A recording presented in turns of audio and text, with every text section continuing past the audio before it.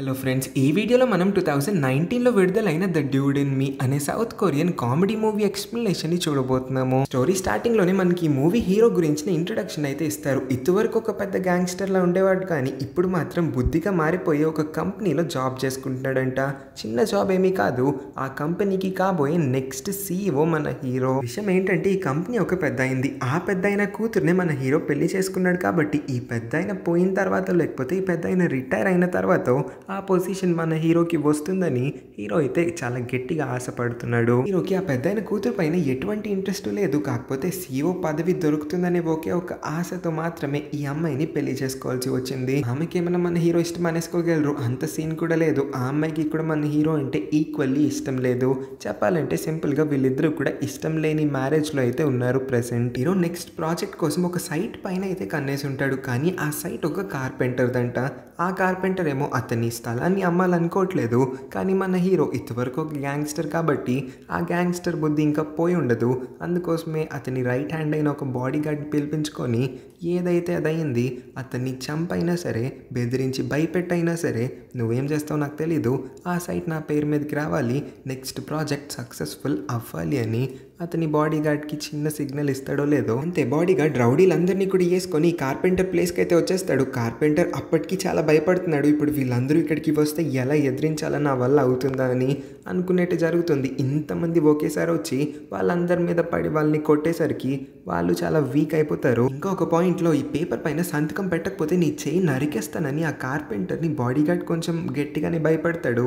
ఈ బెదిరింపులన్నిటికీ కూడా లొంగిపోయి అతని ఇంకా అతని ఎంప్లాయీస్ అందరి యొక్క సేఫ్టీ కోసం ఆ పేపర్స్ పైన అయితే సైన్ చేసేసి అతని స్థలం మొత్తాన్ని కూడా వీళ్ళకి అప్పచెప్పేస్తాడు. హీరోకి బాగా ఆకలేస్తుంది. ఇదివరకు ఒక చిన్న రెస్టారెంట్కి రెగ్యులర్గా విజిట్ చేస్తూ ఉండేవాడంట, ఇప్పుడు కూడా అదే రెస్టారెంట్కి అయితే వచ్చి పడతాడు. నూడిల్స్ ఆర్డర్ చేసుకొని ప్రశాంతంగా కూడా తింటూ ఉంటాడు. ఇదే రెస్టారెంట్లో డాంగ్ అనే ఇంకొక హై స్కూల్ స్టూడెంట్ చూడ్డానికి కొంచెం లావుగా కూడా ఉంటాడు, అతను కూడా నూడిల్స్ని ఎంజాయ్ చేస్తూ తింటూ ఉన్నాడు. వీళ్ళిద్దరూ తినేసిన తర్వాత బిల్ కట్టాల్సిన టైం వచ్చేసరికి హీరో దగ్గర ఆబ్వియస్గా డబ్బులు అయితే ఉంటాయి, కానీ డాంగ్ అయితే వాలెట్ మర్చిపోయి ఉంటాడంట. అందుకోసమే నెక్స్ట్ టైం కడతాను, ఈ ఒక్కసారికి నన్ను వదిలేండని ఆ షాప్ కీపర్ లేడీని అయితే అడుగుతూ ఉంటాడు. కానీ ఆవిడ చాలా మంచిది.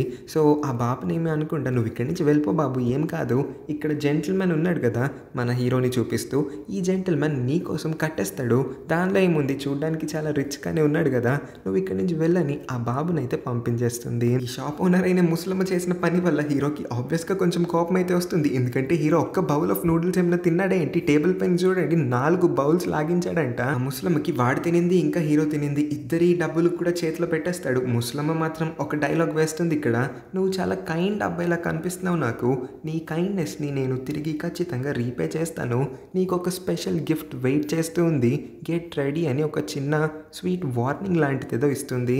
హీరోకి ముసలమ్మ ఇప్పుడు ఏం చెప్పిందో అర్థం కాదు, కానీ తర్వాత చుక్కలు కనిపిస్తాయి. కాసేపటి తర్వాత ఈ డాగ్ని చూస్తే ఒక 2 ఫ్లోర్ బిల్డింగ్ ఎడ్జ్లో అయితే నుంచొని అతని షూని అందుకోవడానికి ట్రై చేస్తూ ఉంటాడు. ఆ షూ ఏమో దొరకపోతుంది, అతని కాళ్ళు స్లిప్ అవడం వల్ల కిందకైతే పడిపోతూ ఉంటాడు. కానీ ఈ డాగ్ ఎక్కడైతే పడిపోతున్నాడు కరెక్ట్గా ఎగ్జాక్ట్గా అక్కడే మన హీరో కూడా నుంచొని ఫోన్ మాట్లాడుతూ ఉండేసరికి డాగ్ అయితే స్ట్రైట్గా వచ్చి మన హీరో పైన పడతాడు. సీన్ కట్ అవుతుంది. నెక్స్ట్ సీన్ మనకి హాస్పిటల్లో చూపిస్తారు. మెల్కులోకి వచ్చిన హీరో అసలు ఇందక్కడ ఏం జరిగిందో గుర్తు తెచ్చుకోవడానికి ప్రయత్నిస్తూ ఉంటాడు. ఈలోపే నర్స్ వచ్చి అతను ఒక కాలేజ్ స్టూడెంట్ అని పిలుస్తూ స్టూడెంట్తో ఎలా ఇన్ఫార్మల్గా మాట్లాడుతుందో చాలా క్యాషువల్గా అయితే మాట్లాడుతుంది. ఏం అర్థం కాకపోయినా హీరో నెక్స్ట్ పక్కనున్న వార్డ్ దగ్గరికి వెళ్ళి చూస్తే అక్కడ బెడ్ పైన అయితే అతని బాడీ ఉంటుంది. అదేంటి, నేను ఇక్కడ ఉంటే నా బాడీ అక్కడ ఉందేంటి, కొంప తీసి చచ్చిపోయానా, నేను ఇప్పుడు ఆత్మగా మారానా అని తెగ కంగారు పడిపోతూ ఉంటాడు. ఇంకొంచెం కంగారు పడే లోపే అక్కడికి పరిగెత్తుకుంటూ కార్పెంటర్ అయితే వచ్చేసి, నా కొడుక ఇక్కడికి ఎలా వచ్చావా, నీకేమైంది, నీకేం కాలేదు కదా అని అతను కంగారు పడిపోతూ ఉంటాడు. అప్పుడే మన హీరో కొంచెం పక్కకి జరిగి మిర్రర్లో ఒక్కసారి అతను చూసుకుంటాడు. ఓ మై గాడ్, అతను అద్దంలో చూసుకున్న హీరో కంప్లీట్ షాక్ అయిపోతాడు. ఎందుకంటే అతను ఇంకా ఆ డాంగ్ కాలేజ్ స్టూడెంట్ ఉన్నాడు కదా, వీళ్ళిద్దరి బాడీ స్వాప్ అయిపోయినాయి అంట. అంటే మన హీరో ఆత్మ వెళ్ళి డాంగ్ బాడీలో పడితే డాంగ్ ఆత్మ ఏమో వచ్చి హీరో బాడీలో పడి ఉంటుంది. ఇప్పుడు చూడ్డానికి కనిపిస్తుంది ఇక్కడ కాలేజ్ స్టూడెంట్ అయినా సరే, లోపల మాత్రం హీరో ఆత్మ ఉంది. కాబట్టి మనం వీడిని హీరో అని పిలుచుకుందాం. కోఇన్సిడెంటలీ హీరో ఏ కార్పెంటర్ని అయితే బెదిరించి భయపెట్టి అతని స్థలాన్ని బలవంతంగా కాజేశాడో చూస్తాడో ఆ కార్పెంటర్ ఇంకెవరో కాదు, కాలేజ్ స్టూడెంట్ ఉన్నాడు కదా డాంగ్, వాళ్ళ కన్న తండ్రి అంట. ఇప్పుడు మరి ఆ బాబు బాడీ లోపలికి ప్రవేశించాడు మన హీరో కూడా. కార్పెంటర్ నాన్న అతని కొడుకు పైన కొంచెం ఎఫెక్షన్ చూపించడానికి ప్రయత్నిస్తాడు, కానీ హీరోకి మాత్రం చిరాకు వస్తుంది. అందుకే పక్కకు కూడా నెట్టేస్తాడు.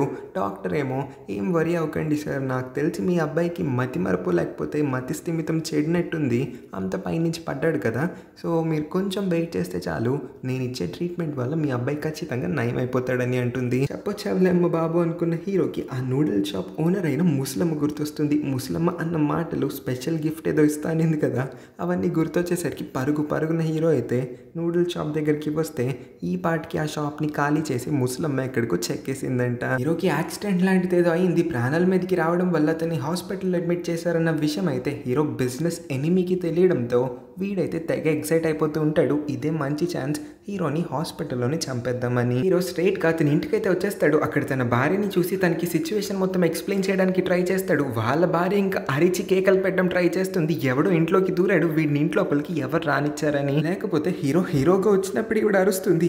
హీరోలో కాకుండా ఒక కాలేజ్ స్టూడెంట్ లాగా ఆవిడ ముందుకి వచ్చి నేనే హీరోని అని చెప్తే ఎలా నమ్ముతుంది? ఆబ్వియస్లీ అరిచి గీ పెడుతుంది.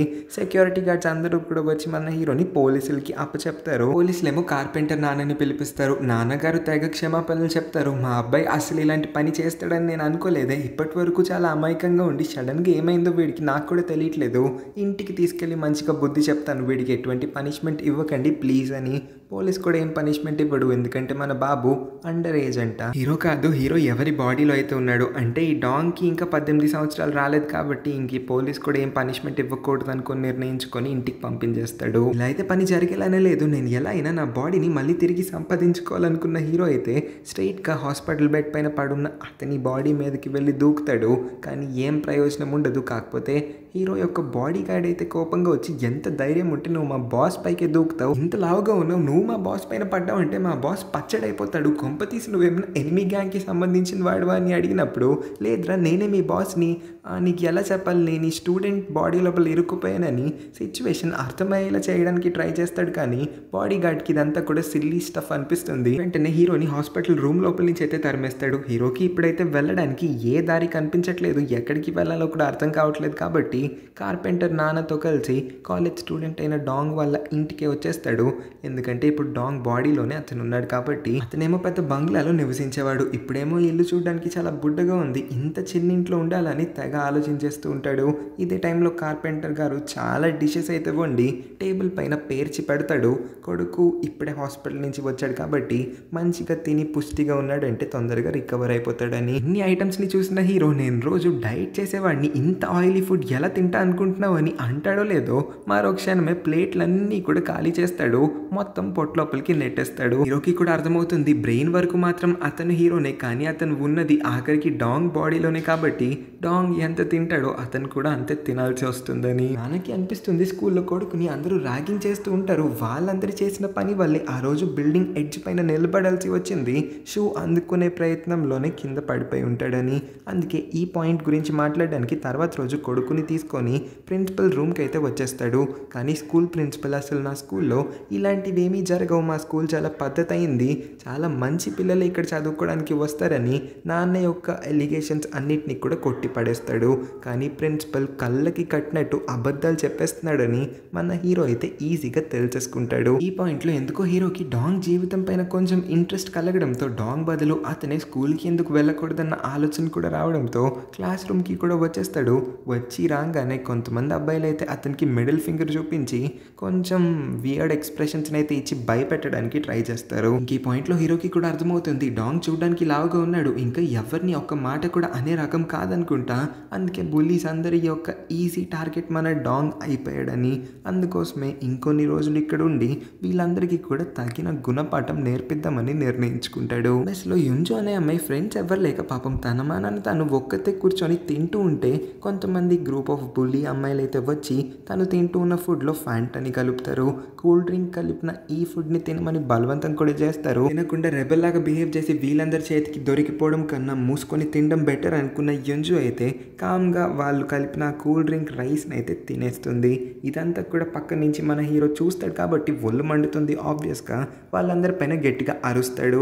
ఏంటి నోరు లెగుస్తుందని ఈ బుల్లీ గ్యాంగ్ యొక్క లీడర్ అయితే హీరో దగ్గరికి కోపంగా వచ్చి చెయ్యి ఎత్తుతాడు కొట్టడానికి. కానీ కరెక్ట్ టైంకి అక్కడికి వాళ్ళ టీచర్ అయితే వచ్చి ఈ నాన్ సెన్స్ మొత్తాన్ని కూడా ఆపేస్తాడు. సాయంత్రం ఈ బులీ గ్రూప్ యొక్క లీడర్ తన గ్యాంగ్ మొత్తాన్ని వేసుకొని మన హీరోని కొట్టడానికి వస్తాడు. కానీ ఇన్ రిటర్న్ హీరో చేతిలోనే వాళ్ళందరూ కూడా తన్నులు తినాల్సి వస్తుంది. వితౌట్ ఎనీ ఎఫర్ట్స్ హీరో అయితే వాళ్ళందరి చెంపలు పగలకొట్టి అసలు ఏం జరగలేదు ఇక్కడ అన్నట్టు జేబులో చేతులు పెట్టుకుని నడుచుకుంటూ వెళ్ళిపోతాడు. ఈ గ్యాంగ్ ఇంకొక అమాయకమైన స్టూడెంట్ ని వాష్రూమ్ లో ఏడిపిస్తూ ఉంటారు. లక్కీలీ మన హీరో అక్కడే ఉన్నాడు కాబట్టి ఆ అబ్బాయిని అయితే సేవ్ చేస్తాడు. గ్యాంగ్ లీడర్ సెల్ ఫోన్ ని కూడా లాగేసుకుంటాడు. నా ఫోన్ తో నీకేంటి పని, నా ఫోన్ మర్యాదగా నాకు తిరిగి ఇచ్చాయని కొంచెం నోరు లేపి గట్టిగా అరిచేసరికి హీరోకి కోపం వస్తుంది. మళ్ళీ వాడు చెంప పగలు కొడతాడు.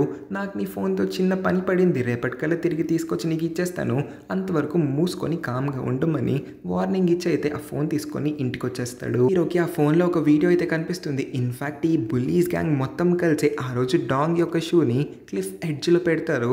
దానివల్లే డాంగ్ అయితే ఆ బిల్డింగ్ ఎడ్జ్ పైన నుంచొని ఆ షూని అందుకోవాల్సి వచ్చింది.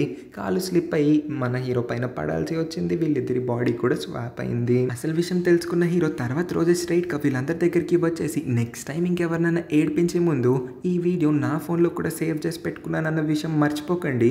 నేను ఈ వీడియోని ఏ పోలీస్ స్టేషన్లో ఉన్న ఎప్పుడైనా సబ్మిట్ చేయొచ్చు, కొంచెం జాగ్రత్తగా ఉంటే బెటర్ అనుకుంటా అని కొంచెం గట్టిగానే ఒక స్వీట్ వార్నింగ్ టైప్ లాంటిది ఇచ్చి అయితే వెళ్తాడు. హీరో ఒరిజినల్ బాడీ కోమా స్టేట్లో హాస్పిటల్ బెడ్ పైన పడింది కాబట్టి ఈ సిచ్యువేషన్ని హీరో యొక్క భార్య అయితే అడ్వాంటేజ్ తీసుకుంటుంది.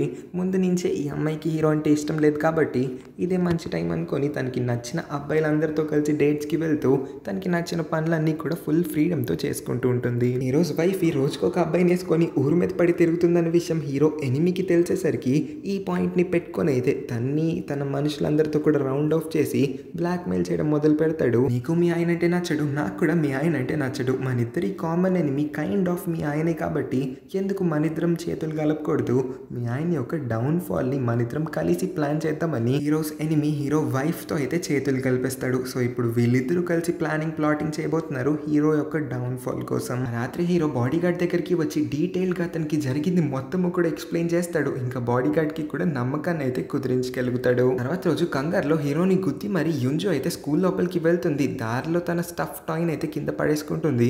ఇది తీసిన హీరో తన్ని ఒక చోటుకి పిలిచి అయితే ఆ టాయ్ని తిరిగి ఇచ్చేస్తాడు. ఇదే టైంకి యుంజు వాళ్ళ మమ్మీని కూడా కలుస్తాడు. ఇక్కడ ఆవిడ్ని చూడంగానే హీరో షాక్ అయిపోతాడు. ఎందుకంటే ఈవిడ ఇంకెవరో కాదు, యుంజు వాళ్ళ మమ్మీ ఆబ్వియస్లీ. కాకపోతే మన హీరో యొక్క ఫస్ట్ లవ్ అంట. అప్పట్లో ప్రేమించాడు, కాకపోతే మరి ఏమైందో తర్వాత ఈవిడ్ని వదిలేసి ఇప్పటి కరెంట్ వైఫ్ని పెళ్లి చేసుకున్నాడు. ఇంకేంటి, యుంజు వాళ్ళ మమ్మీనే మనం హీరోయిన్ అని పిలుచుకుందాం. హీరో హీరోయిన్ని పేరు పెట్టి పిలుస్తాడు. ఆవిడకి కొంచెం వియర్డ్గా అనిపిస్తుంది, ఒక స్టూడెంట్ ఆవిడ్ని పేరు పెట్టి పిలవడం ఏంటి అని. అందుకనే మా అమ్మాయి నుంచి కొంచెం దూరంగా వెళ్ళిపోరా అని వాడినైతే అక్కడి నుంచి తరిమేస్తుంది. కానీ తర్వాత హీరో అయితే అతని ఫస్ట్ లవ్ అయిన మన హీరోయిన్ గురించి తెగ తలుచుకుంటాడు. వాళ్ళ పాత జ్ఞాపకాలన్నింటినీ కూడా గుర్తు తెచ్చుకుంటాడు. ఎందుకో ఎక్కడో చిన్నగా డౌట్ కొట్టడం వల్ల తర్వాత రోజే యుంజు దగ్గరికి వచ్చి బలవంతంగా తన జుట్టుని కొంచెం పీకేసి పేరెంటల్ DNA టెస్ట్ని అయితే చేయిస్తాడు. టెస్ట్ పాజిటివ్ కూడా వస్తుందంట. ఇక్కడే మనందరికీ కూడా ఒక షాక్ తగులుతుంది. యుంజు ఇంకెవరో కాదు, మన హీరో యొక్క కన్న కూతురంట. హీరో యుంజు వాళ్ళ ఇంటికైతే వస్తాడు. అక్కడ హీరోయిన్ దగ్గరికి కూర్చొని సరదాగా కొంచెం మాటలు మొదలు పెట్టినా సరే ఒక పాయింట్లో యుంజు గురించి చెప్పమని అడుగుతాడు. ఆవిడ కొంచెం ఎమోషనల్ అయ్యి నేను ఒక అబ్బాయిని ప్రేమించాను, వాడి వల్లే యుంజు పుట్టింది, కాకపోతే యుంజు పుట్టిన తర్వాత అతను నన్ను వదిలేసి వెళ్ళిపోయాడు, వాడు ఒక వేస్ట్ ఫెలో పనికి మాలినాడు, నా కళ్ళకి కానీ వాడు కనిపించాలి, కోసి కారం పెడతాను నా కొడుకునని ఎన్ని బూతులు పడితే అన్ని బూతులు వాగేస్తూ ఉంటుంది. ఆ తర్వాత కొంచెం ఎమోషనల్ అయ్యి నా కూతురైన యుంజుని చిన్నప్పటి నుంచి ఎవరి తోడు ఎవరి సహాయం లేకుండా నా చేతులతో నేను ఒక్కదాన్నే పెంచాల్సి వచ్చింది, ఇదంతా కూడా ఆ ముదురుష్టపోవడం వల్లే జరిగిందని హీరోని ఎదురు పెట్టుకొని హీరోని తిడుతూ ఉంటుంది. ఇంకో పక్క హీరోస్ వైఫ్ ఇప్పుడు ఎనిమీస్తో చేతులు కలుపుంటుంది కాబట్టి ఆ ఎనిమీ ఇచ్చిన ఒక ఫేక్ రిపోర్ట్ని తీసుకొని వాళ్ళ నాన్న దగ్గరికి అయితే వస్తుంది. ఈ పెద్దయినే కదా ఇప్పటి కంపెనీ యొక్క ప్రెసెంట్ CEO, అందుకోసమే ఈ ఫేక్ రిపోర్ట్స్ అన్నీ కూడా ఆయనకి చూపించి ఇదిగోండి చూడండి మా ఆయన ఎన్ని తప్పులు చేస్తున్నాడో, ఎంత మా ఆయన అయినా సరే నేను ఒక మనిషి నా కళ్ళ ముందు తప్పులు చేయడం చూసి భరించలేను నాన్న, అందుకోసమే మీ దగ్గరికి ఈ రిపోర్ట్ని తీసుకొని వచ్చాను, కొంచెం కేర్ఫుల్గా ఎగ్జామిన్ చేయండి అని ఏవేవో చెప్పి వాళ్ళ నాన్నని అంత పెద్ద పొజిషన్లో ఉన్న ఆయన్ని కూడా నమ్మించేస్తుంది. ఆయనకి కూడా కొంచెం కోపం వస్తుంది మన హీరో చేసిన ఈ పని అంటే ఇన్ఫ్యాక్ట్ చేయలేదు, చేశాడని నమ్మించేసింది కదా కూతురు, నమ్ముతాడు. సో కోమా నుంచి బయటకు వచ్చిన తర్వాత హీరోని బోర్డ్ ఆఫ్ మెంబర్స్ పొజిషన్లో నుంచి ఇంకా కంపెనీ నుంచి పర్మనెంట్గా పీకేద్దాం అనుకుంటాడు. స్కూల్లో యుంజుని కూడా ర్యాగింగ్ చేస్తూ ఉంటారు కాబట్టి తను స్ట్రాంగ్ అవ్వడం కోసం సెల్ఫ్ డిఫెన్స్ నేర్చుకోవడం కోసం ఒక జిమ్లో అయితే జాయిన్ అవుతుంది. ఇదే జిమ్ లోపల మన డాంగ్ బాడీలో ఉన్న హీరో కూడా వస్తాడు. ఎందుకంటే డాంగ్ బాడీ కొంచెం లావుగా ఉంది. ఎలాగో డాంగ్ ఏమి ఇలాంటి ఎక్సర్సైజులు చేయడు కాబట్టి మన హీరోని డాంగ్ కోసం బోల్డ్ అని ఎక్సర్సైజెస్ అన్నీ చేసి ఫిట్ అవుదామని అనుకుంటాడు. పనిలో పని ఎలాగో అతని కూతురు కూడా ఇదే జిమ్లో జాయిన్ అయింది కాబట్టి కూతురుకి వీలైనంత మోటివేషన్ని ఇద్దామనుకుంటాడు. ఒక పాయింట్లో యుంజుకి ఇదంతా తన వల్ల కాదనిపించి మానేద్దాం అనుకుంటుంది జిమ్. కాకపోతే ఈ జిమ్ ఇన్స్ట్రక్టర్ ఇంకెవరో కాదు, బాడీ గార్డ్ని మన హీరో అపాయింట్ చేసి ఉంటాడు. సో దట్ యుంజు ట్రాక్ తప్పకుండా సెల్ఫ్ డిఫెన్స్ని ప్రాపర్గా నేర్చుకొని ఆ బుల్లీస్ అందరికీ కూడా బుద్ధి చెప్పగలుగుతుంది తనంతలు తానే అని. చాలా రోజులు కంటిన్యూస్గా వీళ్ళిద్దరూ కూడా ఫుల్ ట్రైనింగ్ని తీసుకుంటారు. ఒక పాయింట్లో హీరో వల్ల డాంగ్ కంప్లీట్ ఫిట్ అయిపోతాడు. ఫ్యాట్ టు ఫిట్ చూడడానికి ఇప్పుడు ఆల్మోస్ట్ 6 ప్యాక్స్ కూడా వచ్చేసినట్టున్నాయి. అతని ఫేస్ షేప్ మొత్తం కూడా మారిపోతుంది. కొత్త అవతారంలో స్కూల్కి వచ్చిన ఈ బాబుని చూసిన అమ్మాయిలందరూ కూడా ఫిదా అయిపోతారు. అమ్మాయిలు మాత్రమే కాక ఇప్పటి వరకు వాడిని ఏడ్పించిన బుల్లీస్ అందరూ కూడా ఇదేం పర్సనాలిటీ చేంజ్ ఓవర్ రా బాబు, ఇంత హ్యాండ్సమ్గా ఎలా మారిపోయాడని షాక్లో ఉంటారు. యుంజుని ఇవాళ కూడా మెస్లో అమ్మాయిలందరూ ఏడిపిద్దాం అనుకుంటారు. కానీ యుంజు ఈ పాటికి సెల్ఫ్ డిఫెన్స్ పీక్స్లో నేర్చేసుకుని ఉంటుంది కాబట్టి ఒక్కొక్క అమ్మాయి జుట్టు పీకి లాగి కింద పడేసి తన్ని ఏది పడితే చేస్తుంది. అక్కడ ఉన్న వాళ్ళందరినీ కూడా ఆశ్చర్యపోయేలా చేస్తుంది. యుంజు వాళ్ళ మమ్మీ అంటే హీరోయిన్కి ఒక రెస్టారెంట్ ఉందంట. సో ఇదే రెస్టారెంట్ని వంకగా పెట్టుకొని మన హీరో అయితే హీరోయిన్ని కలవడానికి రెగ్యులర్గా వచ్చేస్తూ ఉంటాడు. ఇద్దరి మధ్యన కబుర్లు కూడా బాగానే కుదురుతాయి. ఒక పాయింట్లో హీరో తింటూ ఉన్నప్పుడు నాకు నా పాత లవర్ కనిపించాలి, వాడి పీక కోసి ఇక్కడికిక్కడే చంపేస్తాని చాలా క్యాజువల్గా చెప్తుంది. హీరో వాము ఇది నా గురించి మాట్లాడుతున్నట్టుందని నోట్లో నుంచి బయటికి కూడా ఊసేస్తాడు. అంటే పొలమారుతాడు. హీరోయిన్కి వేరే కస్టమర్ నుంచి పిలుపు రావడంతో అటువైపుగా వెళ్తుంది. కానీ ఆ కస్టమర్ హీరోయిన్ని ఇన్అప్రోప్రియేట్గా టచ్ చేయడం హీరో చూస్తాడు కాబట్టి హీరోయిన్ని వేరే రూమ్ లోపలికి పంపించి వాడిని చితక్ కొడతాడు. ఇది చూసిన హీరోయిన్ అసలు నువ్వెందుకు ఇలా బిహేవ్ చేస్తున్నావు, ఇంత అవుట్ ఆఫ్ క్యారెక్టర్గా ఎందుకు ప్రవర్తిస్తున్నావు అని అడిగినప్పుడు హీరో తన్ని కూర్చోమని అన్ని విషయాల్ని కూడా రివీల్ చేస్తా అని అంటాడు. ఒకదాని తర్వాత ఒకటి అతనికి ఇప్పటి వరకు జరిగినవన్నీ కూడా చెప్తాడు. బాడీ స్విచ్చింగ్ విత్ డాంగ్ ఈ విషయాన్ని కూడా చెప్పేస్తాడు. ఆబ్వియస్లీ ఇదంతా విన్న హీరోయిన్కి నమ్మకం కుదరలేదన్న విషయం హీరోకి అర్థమవుతుంది కాబట్టి సరే అయితే మన ఇద్దరం రిలేషన్షిప్లో ఉన్న టైంలో నువ్వు ఏ క్వశ్చన్ అన్న అడుగు, నేను అన్నిటికీ ఆన్సర్స్ చెప్తాను అని ఒకదాని తర్వాత ఒకటి టక్క ఆవిడ అడిగిన క్వశ్చన్లు అన్నిటికీ కూడా సమాధానాలు ఇచ్చేస్తూ ఉంటాడు. అడిగిన ప్రతి ప్రశ్నకి ఇంత కరెక్ట్గా ఆన్సర్ ఇచ్చేసరికి హీరోయిన్ కూడా షాక్లో ఉంటుంది. ఇంకా తనకి నమ్మడం తప్ప వేరే ఆప్షన్ కూడా కనిపించట్లేదు. కానీ కొన్ని సంవత్సరాల క్రితం నువ్వు ఎలా అయితే నన్ను వదిలేసి వెళ్ళిపోయావో ఇప్పుడు కూడా అదే చేయవా ప్లీజ్, మా జీవితంలోకి మళ్ళీ రావడానికి ప్రయత్నించద్దు, ఇక్కడి నుంచి బయటికి పో అని కొంచెం కోపంగా అనేస్తుంది. ఫ్లాష్ బ్యాక్లో మనకి చూపిస్తారు హీరో ఇంకా హీరోయిన్ ఒకరిని ఒకళ్ళు చాలా ఇష్టపడ్డారు అప్పట్లో. కాకపోతే మన హీరోకి కొంచెం గ్రీడీనెస్ ఎక్కువైంది. ఆ పెద్ద ఆయన యొక్క కూతురు అంటే అతని ఇప్పటి వైఫ్ని పెళ్లి చేసుకున్నాడంటే అతను ఆ కంపెనీనే పరిపాలించవచ్చు అన్న ఆ ధ్యాస వల్ల ఈ అమ్మాయిని కూడా రిజెక్ట్ చేయాల్సి వచ్చింది. అందువల్లే హీరోయిన్కి దూరం అయ్యాడు. కానీ దూరం అయ్యే బ్రేకప్ టైంలో చాలా రూడ్గా బిహేవ్ చేసి ఉంటాడు హీరోయిన్తో. అసలు తన్ని ప్రేమించట్లేదన్నట్టు, తనంటే అతనికి ఇష్టం లేదన్నట్టు చాలా పొగర్గా మాట్లాడి బ్రేకప్ చెప్పేసి వెళ్ళిపోయాడు. ఒలీ గ్యాంగ్లో ఉన్న ఒక హ్యాండ్సమ్ అబ్బాయి బర్త్డే అంటే ఇవాళ, అందుకోసమే అతను ఎందుకో తెలియదు మరి సడన్గా యుంజు దగ్గరికి వచ్చి అతని బర్త్డే పార్టీకి యుంజుని ఇన్వైట్ చేస్తాడు. ఎవరు కూడా తన్ని ఎప్పుడు పిలవలేదు వాళ్ళ బర్త్డేస్కి. అలాంటిది చాలా హ్యాండ్సమ్ అబ్బాయి వచ్చి పిలుపు ఇవ్వడంతో యుంజు వెళ్దామని నిర్ణయించుకుంటుంది. పార్టీకి వచ్చేస్తుంది కూడా. ఇంకొక పక్క చూస్తే హీరోయిన్ ఇద్దరు కూడా ఒక రెస్టారెంట్లో కలుస్తారు. ఇక్కడ హీరో మనసు నిదానంగా మారుతూ ఉన్నట్టుంది. హీరోయిన్ని వదిలేసి వెళ్ళిపోయిన తర్వాత హీరోయిన్ ఎన్ని కష్టాలు పడిందో ఈ విషయాలన్నీ తలుచుకున్న తర్వాత మళ్ళీ ఇప్పుడు హీరోయిన్తో ప్యాచప్ అయిపోదాం అనుకుంటాడు. ఇదే విషయాన్ని హీరోయిన్కి చెప్తే ఏం మాట్లాడుతున్నావు, నీకు బుద్ధుండే మాట్లాడుతున్నావా అని అంటుంది. అయినా వినిపించుకోకుండా హీరో ఏకంగా హీరోయిన్ని ముద్దు పెట్టేసుకుంటాడు అందరి ముందు. ఆ రెస్టారెంట్లో ఉన్న వాళ్ళందరూ కూడా ఇది చూసి షాక్ అయిపోతారు. ఎందుకంటే కళ్ళకి వాళ్ళందరికీ ఏమనిపిస్తుంది, ఒక స్టూడెంట్ పెద్దవాడిని ముద్దు పెట్టుకుంటున్నట్టు. హీరోయిన్కి కూడా మరి ఇది కొంచెం వియర్డ్గానే అనిపిస్తుంది కాబట్టి హీరోని పక్కకి నెట్టేసి వాడి చెంప పగలు కొడుతుంది కూడా. అయినా పట్టించుకొని హీరో వెళ్ళిపోతూ ఉన్న హీరోయిన్ వెనకాల వెళ్తూ ఉంటాడు. కానీ ఇదే టైంలో అతనికి కాల్ వస్తుంది అతని ఫ్రెండ్ నుంచి, యుంజుని పార్టీలో ఏడిపిస్తున్నారు పోలీస్ అందరూ అని. అబ్బాయిలందరూ కలిసి యుంజు పైన ఆల్కహాల్ పోసి తన్ని ర్యాగింగ్ చేస్తూ ఉంటారు. అక్కడున్న వాళ్ళెవ్వరూ కూడా యుంజు కోసం స్టాండ్ తీసుకోవడానికి రెడీగా లేరు. ఎందుకంటే పోలీస్ అందరి యొక్క నెక్స్ట్ టార్గెట్ వాళ్ళు అవ్వాలనుకోవట్లేదు కాబట్టి. హీరో అయితే మాస్ ఎంట్రీ ఇస్తాడు పార్టీ లోపలికి. వచ్చి తన కూతురు ఏడవడం చూసి అతను ఇంకా ఓర్చుకోలేకపోతాడు. వాళ్ళ తన కూతురిని ఏడిపిస్తున్నట్టే రేపు వీళ్ళు ఇంకెవరినైనా ఏడిపిస్తారు, వీళ్ళని ఊరికే వదిలిపెట్టకూడదని ఒక్కొక్కరిని చాలా దారుణంగా కొడతాడు. ఇంకా రేపటి రోజున వాళ్ళెవ్వరు కూడా వాళ్ళ చేతులు కాళ్ళు లేకపోతే వాళ్ళ కళ్ళు కూడా ఏ ఒక్క అమ్మాయి పైన అబ్బాయి పైన పాడనివ్వకుండా చేస్తాడు. యుంజుకి కూడా ఇప్పుడు కోపంగానే ఉంటుంది కాబట్టి ఆమెను ఎవరైతే బర్త్డే పార్టీకి పిలిచాడో వాడిని ఒక్క తన్ని స్విమ్మింగ్ పూల్ లోపలికి కూడా తోసేసి తన కోపాన్ని కొంచెం చల్లార్చుకుంటుంది. తర్వాత డాడీ ఇంకా డాటర్ ఇద్దరు కూడా అక్కడి నుంచి వెళ్ళిపోతారు. హీరోకి బాడీ గార్డ్ ద్వారా తెలుస్తుంది అతని భార్య ఎన్ని కుట్రలు పన్నుతుందో అతనికి అగేనిస్ట్ గా. అందుకోసమే వాళ్ళ మావయ్యకి సిచ్యువేషన్ మొత్తం అర్థమయ్యేలా ఒక లెటర్ అయితే రాస్తాడు. ఈ లెటర్ బాడీ గార్డ్ ద్వారా అయితే మావయ్య గారికి చేరుతుంది. వాళ్ళ రోడ్ మీద ఒక్కడే నడుస్తూ ఉన్నప్పుడు ఒక స్కూల్ అమ్మాయి వచ్చి అతన్ని డేట్ కి ఇన్వైట్ చేస్తుంది. మన ఇద్దరం కలిసి ఎక్కడికైనా వెళ్దామా అని. లేదు నేను స్కూల్ అమ్మాయిని డేట్ చేయనని ఆ అమ్మాయిని అక్కడి నుంచి పంపించేసిన మరో క్షణమే యుంజు అయితే అక్కడికి వచ్చి నువ్వు నాకు కొంచెం నచ్చావనుకుంటా, మన ఇద్దరం డేట్కి వెళ్దామని అడుగుతుంది. ఏం మాట్లాడుతున్నావు? నో నేను స్కూల్ అమ్మాయిని డేట్ చేయను, ఇంకొకసారి ఇలాంటి ఆలోచనలు కూడా నీ బుర్రలోకి రానివ్వకు అని అతనైతే కొంచెం బెదిరిపోయి అక్కడి నుంచి వెళ్తాడు. ఎంత డాంగ్ బాడీ అయినా సరే లోపల ఉన్న ఆత్మ మాత్రం మన హీరోదే.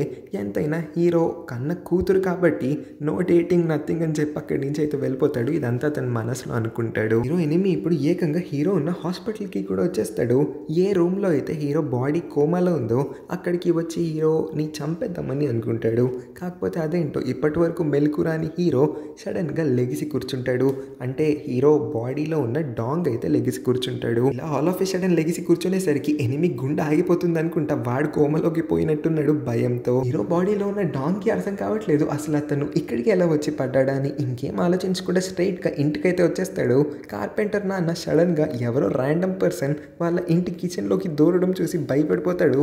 పోలీస్కి కాల్ చేస్తాను, నువ్వు ఇక్కడేం దొంగతనం చేయడానికి వీలేదు, మర్యాదగా ఇంటి నుంచి బయటికి పోని గట్టిగా అరుస్తూ ఉంటాడు. ఏంటి నాన్న కోమాలోకి పోయింది నువ్వు కోమాలోకి పోయి వచ్చినట్టు మాట్లాడుతున్నావు, నేను నీ కొడుకునన్న విషయం మర్చిపోయావా అని వీళ్ళిద్దరి మధ్యన ఫైట్ స్టార్ట్ అయ్యేలోపు అక్కడికి హీరో అయితే వచ్చేస్తాడు.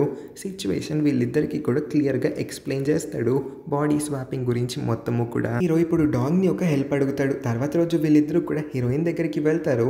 వీళ్ళిద్దరూ చెప్పేది ఏంటంటే వీళ్ళిద్దరి బాడీస్ మళ్ళీ ఒరిజినల్ బాడీస్కి స్వాప్ అయిపోయినాయి అంట. అంటే ఇది అబద్ధం. హీరోని డ్రామా చేయాలనుకుంటాడు. ఇప్పటికన్నా హీరోయిన్ మనసు కొంచెం మారి హీరో బాడీ తిరిగి వచ్చింది కాబట్టి హీరో ప్రేమలో పడుతుందేమో అని. ఇంతలోనే హీరో యొక్క ఎనిమి చాలా మంది రౌడీని తీసుకొని ఆ ప్లేస్కి అయితే వచ్చేస్తారు. ఇంతమంది రౌడీల్ని చూసి డాంగ్ అయితే బెదిరిపోతాడు.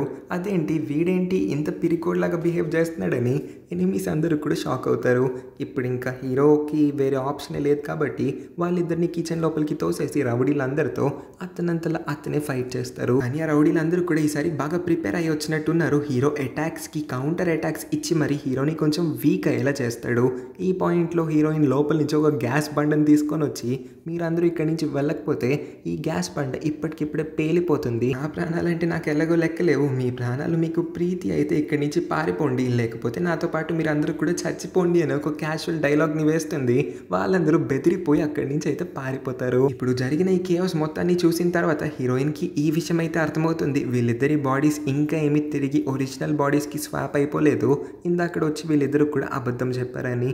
అయినా సరే హీరో శరీరాన్ని ఇంతకాలం తర్వాత చూసింది కాబట్టి కొంచెం ఎమోషనల్ అయి అతనితో ఇంతకాలం ఆమె పడిన కష్టాలన్నిటి గురించి కూడా చెప్పి బాగా ఏడ్ చేస్తూ అతన్ని హక్ కూడా చేసుకుంటుంది. ఆయనకి తన కూతురు చేస్తున్న పనులన్నిటి గురించి కూడా తెలిసిపోతాయి. నువ్వు ఎనిమిస్తో చేతులు కలపడం ఏంటి, మీ ఆయన గురించి నా దగ్గరకు వచ్చి తప్పుగా మాట్లాడడం ఏంటి, మీ ఆయన్ని కొత్త సీఈఓ అవ్వనివ్వకుండా చేయడం ఏంటి, నేను నీకు ఒక మంచి పదవిని ఇద్దాం అనుకున్నాను మన కంపెనీలో, కానీ ఈ ఇన్సిడెంట్ తర్వాత నీ పైన నాకు ట్రస్ట్ ఇష్యూస్ మొదలైనవి, నీకు ఏ పదవి కూడా నేను ఇవ్వాలనుకోవట్లేదు, అసలు నేను నా కూతురుగా పిలుచుకోవడానికి 10 మందికి నేను నా కూతురుగా ఇంట్రడ్యూస్ చేయడానికి నాకు చాలా సిగ్గుగా ఉంది, నా కళ్ళ ముందు నుంచి బయలుదేరు అని కొంచెం కోపంగానే తిట్టేస్తాడు. అయితే ఆయన హీరోని ఇమ్మీడియట్గా కలవాలనుకుంటాడు. కానీ డాంగ్ బాడీలో ఉన్న హీరో అలా వచ్చేలేడు కాబట్టి హీరో బాడీలో ఉన్న డాంగ్ని పంపిస్తాడు.